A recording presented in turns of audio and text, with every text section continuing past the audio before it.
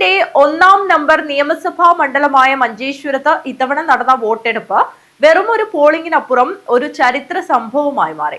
മുൻപെങ്ങുമില്ലാത്ത വിധം വോട്ടർമാരുടെ ആവേശവും സാങ്കേതിക വെല്ലുവിളികളും നിറഞ്ഞ പോരാട്ടത്തിൽ 81.04% പോളിംഗ് രേഖപ്പെടുത്തി മണ്ഡലത്തിന്റെ ചരിത്രത്തിലെ തന്നെ ഏറ്റവും ഉയർന്ന പോളിംഗ് ആയി മാറി.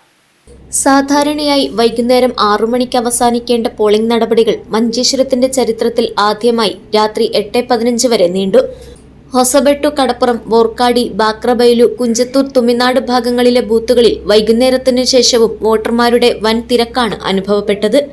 6 മണിക്ക് മുൻപായി വരിയിൽ നിന്ന എല്ലാവർക്കും വോട്ട് ചെയ്യാൻ അവസരം നൽകിയതോടെ തുടർച്ചയായി 13.5 മണിക്കൂറോളമാണ് പോളിംഗ് നടന്നത്. കാലതാമസത്തിന് കാരണമായത് EVM തകരാറും ചൂടും. പല ബൂത്തുകളിലും EVM മെഷീനുകൾ വളരെ പതുക്കെയാണ് പ്രവർത്തിച്ചിരുന്നത്. ഒരാൾ വോട്ട് ചെയ്തു കഴിഞ്ഞ് ബീപ്പ് ശബ്ദം വരാൻ 1 മുതൽ 2 മിനിറ്റ് വരെ സമയമെടുത്തു. ഇത് വരി നീളാൻ കാരണമായി. പകൽ സമയത്തെ കഠിനമായ ചൂടൊഴിവാക്കാൻ വോട്ടർമാർ കൂട്ടത്തോടെ വൈകുന്നേരം ബൂത്തുകളിലേക്ക് എത്തിയതും തിരക്ക് വർദ്ധിപ്പിച്ചു.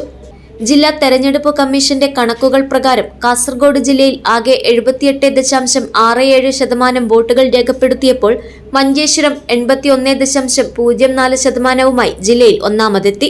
മുൻ റെക്കോർഡുകൾ പഴങ്കഥയായി. കഴിഞ്ഞ തെരഞ്ഞെടുപ്പുകളിലെ പോളിംഗ് നിരക്കിനെ കടത്തിവെട്ടുന്ന പ്രകടനമാണ് ഇത്തവണ നടന്നത്.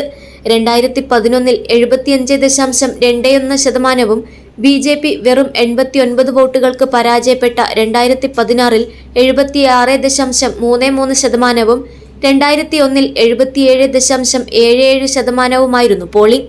എന്നാൽ ഇത്തവണ അത് 81%-ന് മുകളിലെത്തിയത് രാഷ്ട്രീയ കേന്ദ്രങ്ങളെ ഒരുപോലെ അമ്പരപ്പിച്ചിരിക്കുകയാണ്. ഉയർന്ന പോളിംഗ് മണ്ഡലത്തിൽ മാറ്റത്തിന്റെ സൂചനയാണോ അതോ നിലവിലുള്ള പ്രതിനിധിക്കുള്ള ജനപിന്തുണയാണോ എന്ന ചർച്ചകൾ രാഷ്ട്രീയ വൃത്തങ്ങളിൽ സജീവമാണ്. അതിർത്തി മണ്ഡലമായ മഞ്ചേശ്വരത്തെ ഈ റെക്കോർഡ് പോളിംഗ് സ്ഥാനാർത്ഥികളുടെ നെഞ്ചിടിപ്പ് വർദ്ധിപ്പിച്ചിട്ടുണ്ട്. വോട്ടർമാരുടെ വിധി EVM-ൽ ഭദ്രമാണ്. മഞ്ചേശ്വരം ആരെ തുണയ്ക്കുമെന്നറിയാൻ ഫലപ്രഖ്യാപന ദിനം വരെ കാത്തിരിക്കണം. Abdul Rahman Udyavar, news bureau, Manjeshwaram.